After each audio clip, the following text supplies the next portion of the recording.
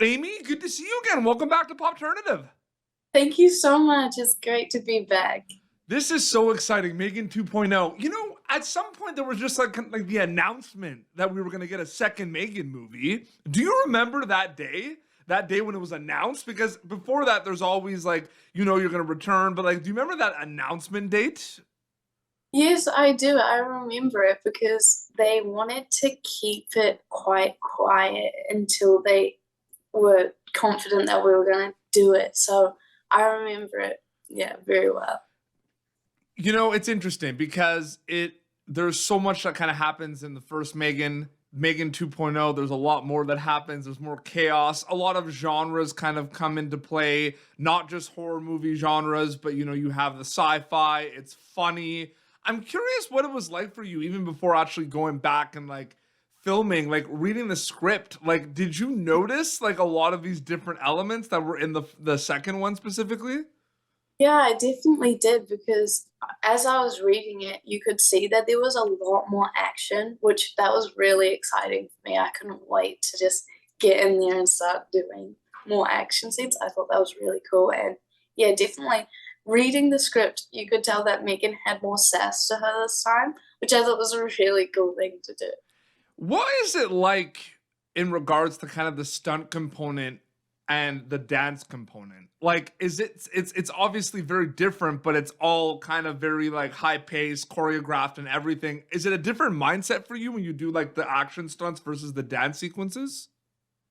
I definitely think that dance has helped me out with my stunts because when you think about it, when you're doing a fight scene, it's all choreographed. So it's the same as dancing, but just with different moves, I guess. So dancing's helped me, it like helps me remember what I'm doing. And yeah, it definitely helps. But they are two different mindsets, I guess, because dancing, it's like a continuous thing that's always linked. But with fighting scenes, it's more like a big impact on it, which is really cool. So you don't have to go into big detail, but I do want to know about one exciting kind of, action fight stunt that you did. And it's a two-part question. I want to know that first conversation with everyone, with the directors, with the stunt coordinators about that.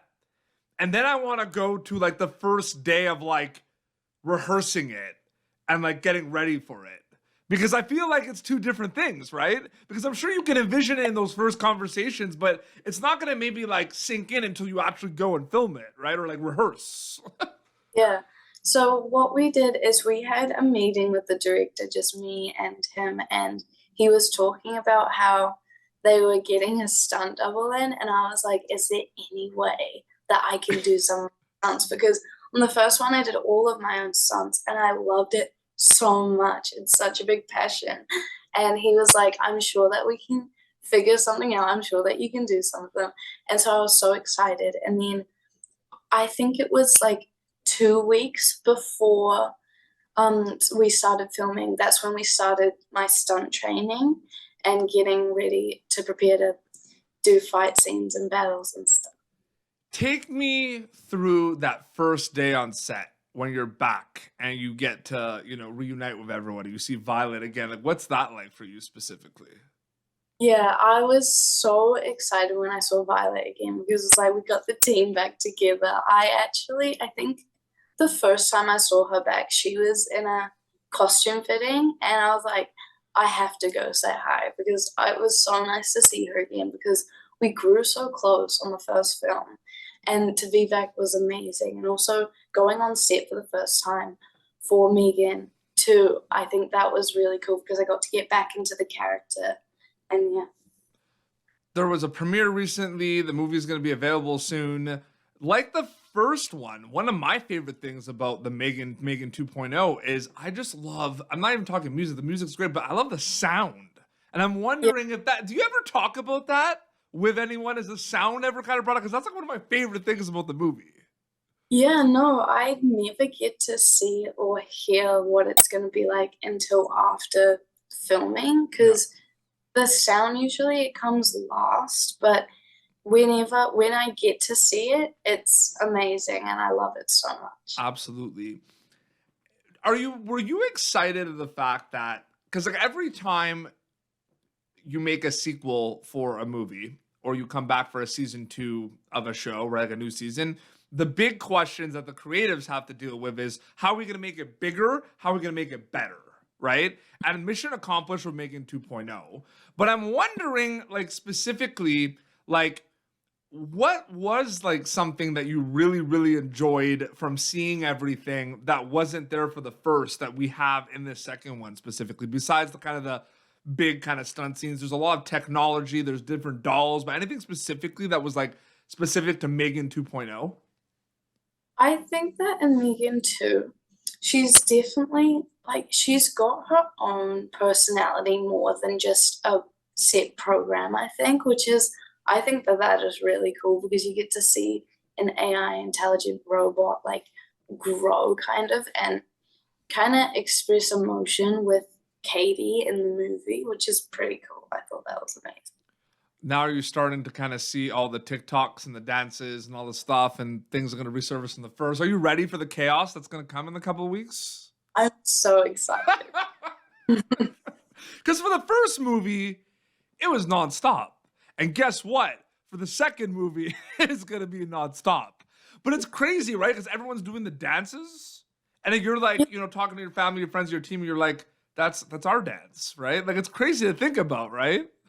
Yeah, it definitely is crazy because another thing that I think is crazy is that the dance was never in the script. So we might have never seen that if Gerard didn't decide last minute that he wanted to dance in the movie, which is, I thought it was really nice because I got to bring something that I love and enjoy into my film, which was amazing. That song, Walk the Night, that made my Spotify Wrapped. Like, I still kind of like listen to that one from time to time.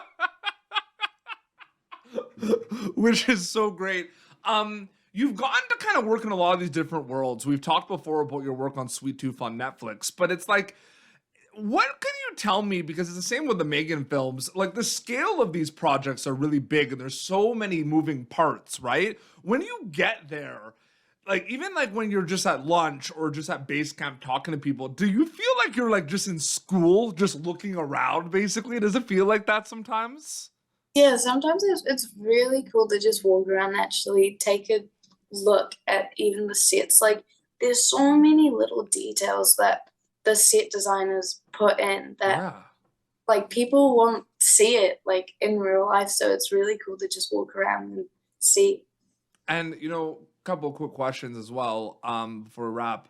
I wanted to kind of know also what it was like when you wrapped M3GAN 2.0. Was it similar to wrapping the first one? Because it's like, it's a big project, right? And it's like, it might be very tiring, but like, was it kind of like, because I remember last time we talked, it was very like, you know, sometimes it's bittersweet because you're like, hey, what's the next project? You want to do it again. So what was it like for this one specifically?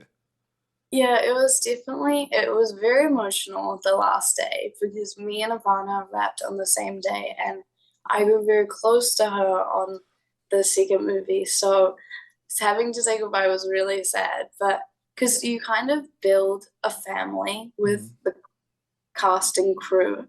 So to say goodbye is really, really sad, but it was amazing when we got to come back and do the after filming, and then we got to see everything at the premiere, and so that was really cool to see everyone. What is that journey like for you reading something in a script and then actually going and then seeing it come to life? Because I'm sure like a lot of people can kind of picture certain things, but it's a crazy thing where like there's so much happens in the middle and then you go to production and you see it come to life. What's that like for you with the M3GAN films?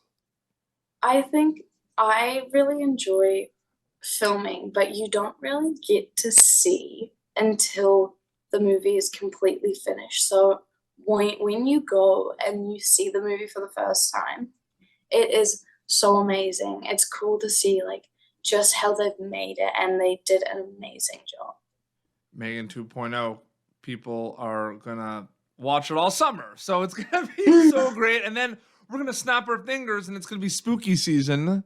And then people, it's crazy now, people can at some point, you know, when it's available on digital, people are going to be able to just like marathon both of them. It's going to be awesome, like back to back. Definitely, yeah. Which is amazing. Amie, so great chatting with you again. Thank you so much for your time. Oh, thank you so much for having me. It was great to be back. Absolutely. Your Instagram is where people keep up to date with everything, right? There's an Amie Donald Instagram account.